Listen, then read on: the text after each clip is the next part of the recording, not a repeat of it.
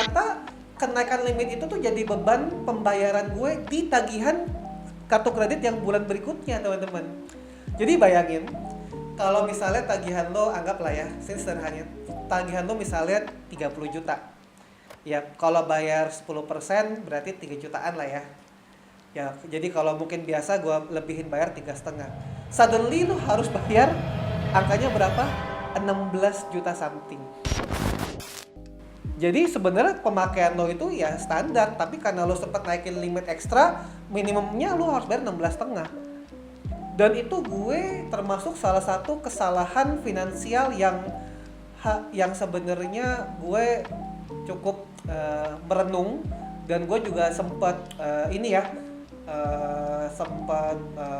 sama istri itu, sama Tika itu juga diskusi juga cukup panjang, dan Tika juga sangat marah saat itu. Jadi itu kesalahan gue sendiri. Jadi akhirnya pada saat itu yang gue lakuin, karena 16 jutanya kan tetap dibayar kan, gak ada pilihan. Jadi ya hitungannya gue biasa bayar minimum yang di 3 juta, 3,5 juta.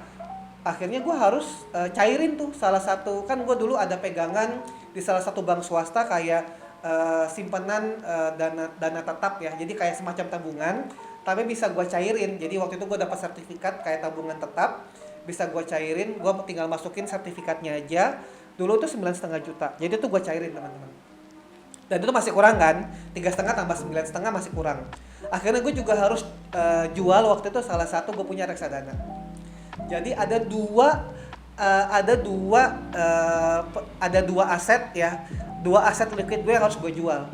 Jadi di tabungan tetap di salah satu bank swasta, karena dulu tuh waktu gue tabung itu tuh pengennya tuh buat pegangan aja sebenarnya.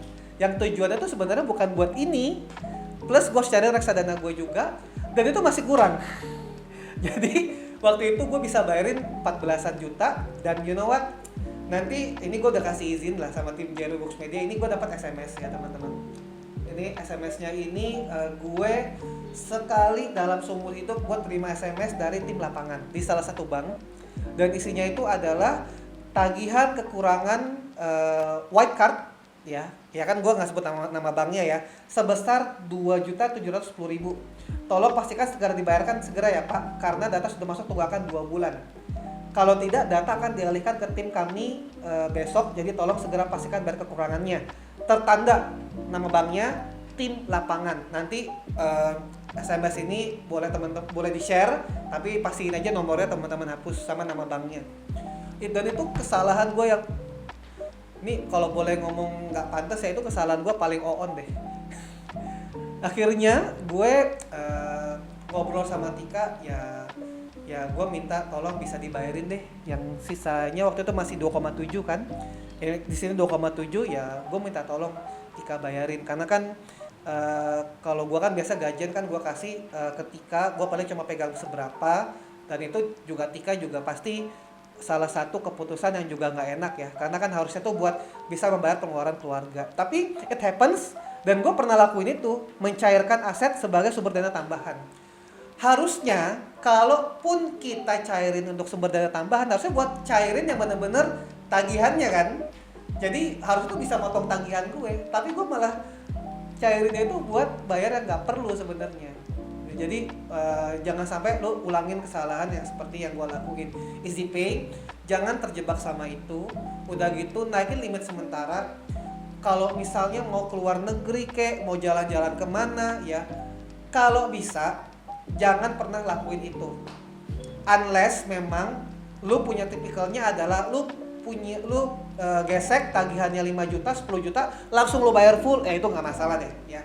Tapi kalau lu masih terperangkap kayak gue yang sekarang gue udah nikah dan udah kepala 3 juga, masih terperangkap dengan harus bayar minimum payment dan segala macam, aduh jangan deh teman-teman ya. Sebenarnya ada satu tips lagi kalau kita untuk membayar tagihan kartu kredit, yaitu soal transfer balance. Jadi kalau transfer balance ini lo bisa kurang lebih alihin lah ya ke bank penerbit yang lain, jadi kayak pindahin semacam skema tagihannya. Gue nggak pernah ngelakuin itu sih ya, dan jangan sampai gue ngelakuin itu juga, karena satu ribet, yang kedua nambah utang, nambah proses maksudnya, dan akhirnya nambah waktu lagi. Ya cuman ya bisa aja sih dilakuin. Cuman kalaupun lu lakuin ini boleh nggak? Gue minta tolong sama teman-teman semua. Lakuin itu kalau emang lu dalam kondisi emang yang memang udah nggak ada pilihan. Ya. Ada juga cara paling terakhir lu kayak ngajuin restruktur utang kepada bank penerbit. Jadi lu benar-benar datang ke kantornya, lu nego, ya minta banding, dan lu jelasin lah kondisi keuangan segala macam seperti ini. Siapa tahu dapat keringanan biaya. Mungkin syukur-syukur hutangnya diturunin, mungkin syukur-syukur dapat pertimbangan tertentu. Gue sih nggak pernah ngelakuin itu, dan jangan sampai gue ngelakuin itu. Nah jadi sebenarnya kalau ditanya tips paling sederhana untuk bayar secara kartu kredit, ya lo bayar full. Ya sekali lagi ini disclaimer, jangan ulang kesalahan kayak gue ya teman-teman. Ya gue udah kepala 3, udah umur 30-an tahun, sudah berumah tangga, masih ada 5 kartu kredit aktif. Dan kita masih berproses agar bisa hutang kartu kredit kita tuh bisa mulai lunas. Jadi dari kartu kredit ini memang ada yang memang kita gunting ya, karena kita nggak pakai dan kita komit waktu itu. Udah komit sampai dengan sekarang kita komit. Kalaupun ada, kita cuma hanya pertahanin satu aja sih sebenarnya, satu kartu kredit untuk keperluan operasional kalau ada kebutuhan-kebutuhan yang nggak terduga. Selebihnya ya kita komitmen. Jadi kayak misalnya minimum paymentnya 2,5, ya kita bayar lebihin 3 juta. Pernah kita waktu itu minimum payment kita di 1, kan sekarang turun-turun lagi nih alhamdulillah ya. Sekarang itu kita rata-rata minimum payment 1,8. Nah kita bayarinnya tuh 2,5 juta, 3 juta. Jadi kan di tagihan bulan berikutnya dan kita nggak pakai, itu juga memperingan lagi. Ya alhamdulillah kita masih berproses. Gue sendiri dan ya, keluarga juga bukan contoh yang proper kalau kita bicara gimana cara lunasin tagihan kartu kredit. Kita masih berproses, tapi kira-kira kalaupun tips-tips yang tadi yang gue sampaikan itu, pastikan itu adalah tips yang jangan lo lakuin. Kalaupun lo lakuin itu bener-bener sebagai salah satu cara lah, karena emang lo punya kondisi yang kayak tadi ya, keuangan yang emang lo lagi terhimpit atau lo lagi ada banyak pengeluaran yang gak terduga, ya sudah lo mungkin lakuin itu. Tapi pada saat lo lakuin itu, mau easy pay kayak ya, cicilan tetap yang lo rubah, atau nanti lo mau lakuin cairin aset ya, atau ada yang lo jual barang. By the way ya, for your info ya, gue lakuin kok, gue jual barang buat bayar tagihan kartu kredit. Jadi ada barang yang dulu nggak kepake, ya dulu kan beli karena seneng ya, zaman dulu sebelum nikah, akhirnya gue jual karena buat apa, nggak kepake juga, masih bisa nguntungin ya, buat bayar juga, buat nambah-nambah sih gitu. Dan pada saat lo udah berumah tangga, emang ada baiknya lo atur. Alhamdulillah kita sekarang secara porsi utang masih 30%. Makanya kalau BI checking nih teman-teman, BI checking kita masih lancar ya gitu. Ya itu aja sih teman-teman, semoga membantu dan bisa memberikan insight.